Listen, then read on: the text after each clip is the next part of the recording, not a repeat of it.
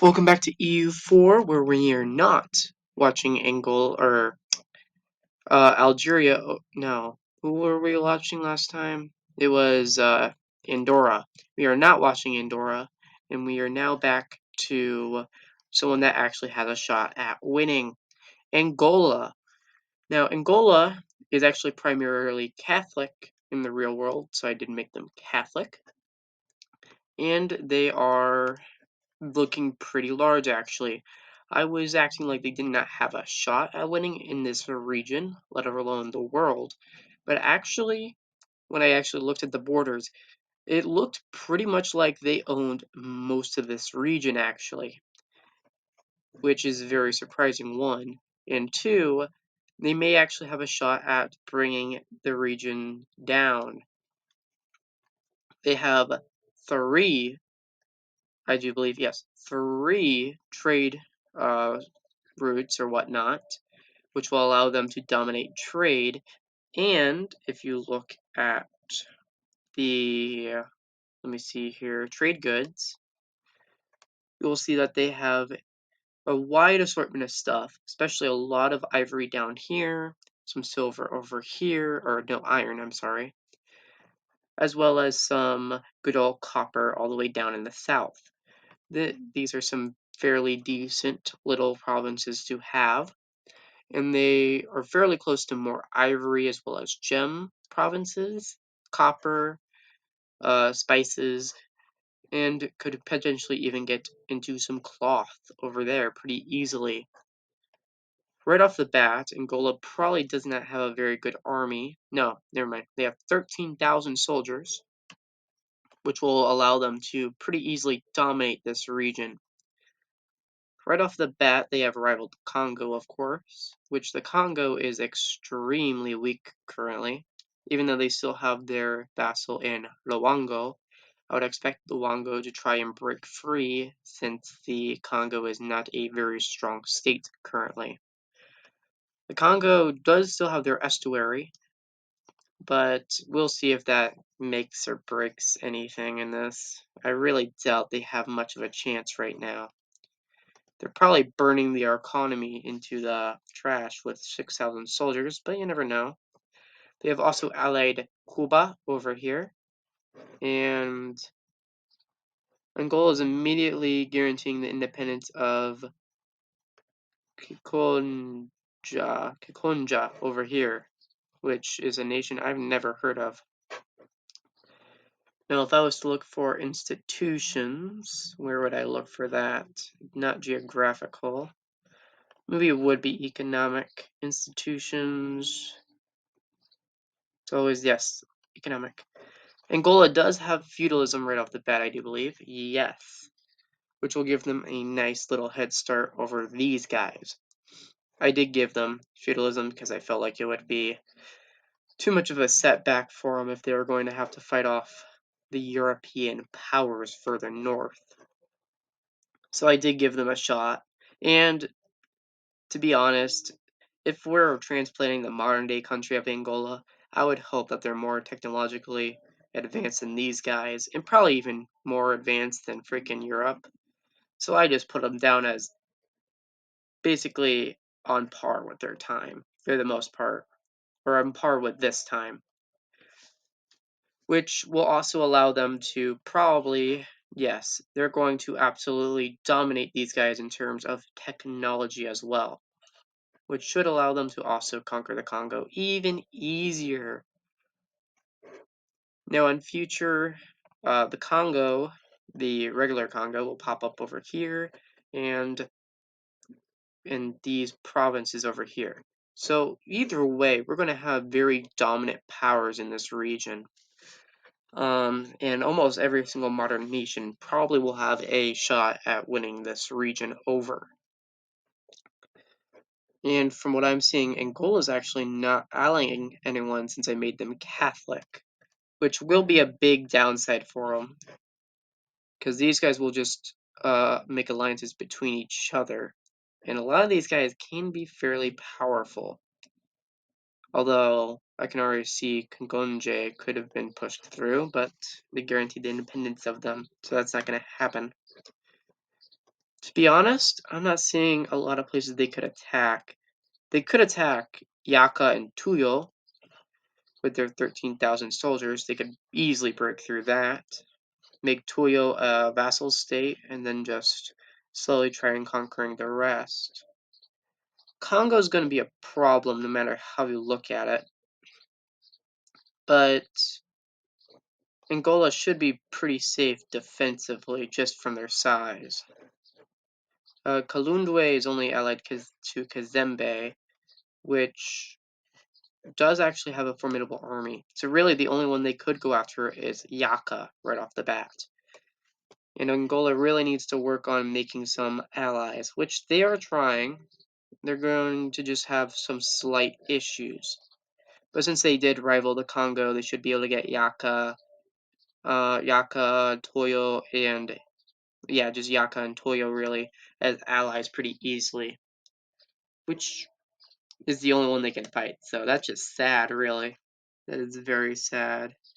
Togo, Kazembe, Kalundwe, and Cuba are the four nations that are being currently support or having their relations improved by Angola.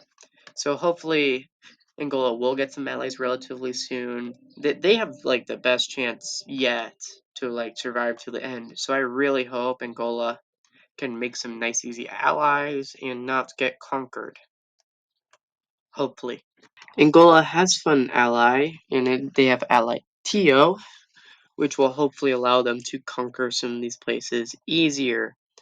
Tio is a fairly weak nation that is a opium in the far north, but hopefully this will allow Angola to have just a slightly easier time fighting their many enemies.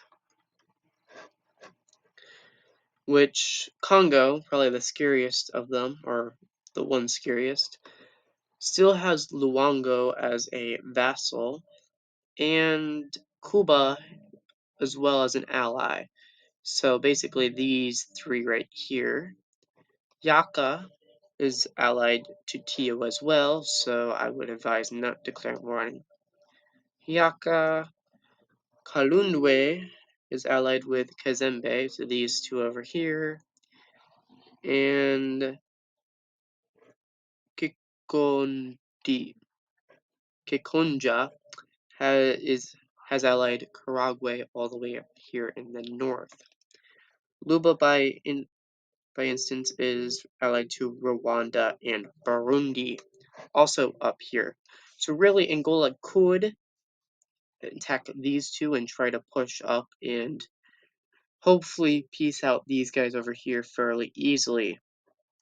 But I would be hoping that they die to all the little native tribes in these little provinces. Or Angola could go after the tag team of Kazembe and Kulundwe, but I highly advise against that. Which would then leave this triple alliance here, which is probably the worst idea to ever declare war on. Luanga, I don't believe has a... Yeah, they don't have a whole lot of liberty desire. No one at the moment wants to support them, which will almost certainly hurt their future expansion and will almost certainly make them a Congolese ally in the future.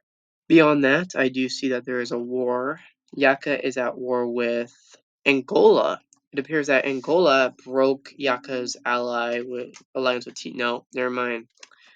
Angola is just fighting Yaka and Tio in the same war, which is highly unadvisable. But I guess Tio cannot get access through the Congo, so not the worst idea in the universe. Beyond that, though, that's a level 1 fort that they have to break through, so that's pretty easy on them. Let's see here, that's level 1. Any other forts in here? I don't know if they have any more forts. That is actually dangerous. Yeah, they have no other forts besides their capital. And no one else around them has any actually decent forts either. That is going to be very dangerous for poor Angola, because that means that they cannot defend their nation properly in this region. But that does mean that they should be able to dominate the region as well, as long as they can take the one fort. And it looks like they'll be very easily able to do that, since they have a very large and massive army. And by taking over Yaka and potentially vacillating Tio, they should be able to gain just that little bit more development. And the more development they can get, the more their army grows. Of course, that does not always mean that they'll win the game. So Angola has full occupied Yaka over here. I don't believe that they can actually reach Tio. They might be able to, but I doubt it. And for their part, they're still only allied with Yaka, which does make sense. And yeah, basically I think Angola's just going to go down south and try to beat this Yakanese army over here. And probably just sit around and wait.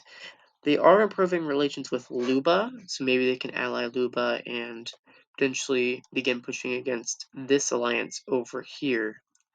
But that is doubtful in my opinion, because Luba is kind of far away from the central politics of the region, and they're probably going to focus more on this region and making sure no major power comes over here to threaten their interests. Especially since Luba is a fairly powerful three-province major in the region. They can more or less declare any form of independence from Kazembe, Kondonja, and even Congo, really. These would be the three nations out here that could, in theory, fight off a full Congo army. But of course, since it's not Congo that they have to be scared of, in theory, they should be able to fight off Angola if they can face off against Congo. Of course, that might be an incorrect assumption, but these three should be some of the last ones conquered, if my theory holds. Beyond that, though, it looks like Yaka is about to get absolutely decimated, and we're just going to see if it happens or not. Any moment now. Please, there we go. Nice big old battle, and yeah, just immediate decimation. They should have several techs over them as well. Yeah, 333, 222. And beyond that, yeah, they're on par with some parts of Europe and most other nations around them that also have feudalism. And they should also peace out relatively soon. You never really know with these countries, though. They could take literal decades to peace out, or at least it feels like literal decades. And Yaka and Tio, yeah. So really, it's just this one little guy all the way up in the north, King Katang Tio. We're waiting on what you guys do. Literally just waiting around.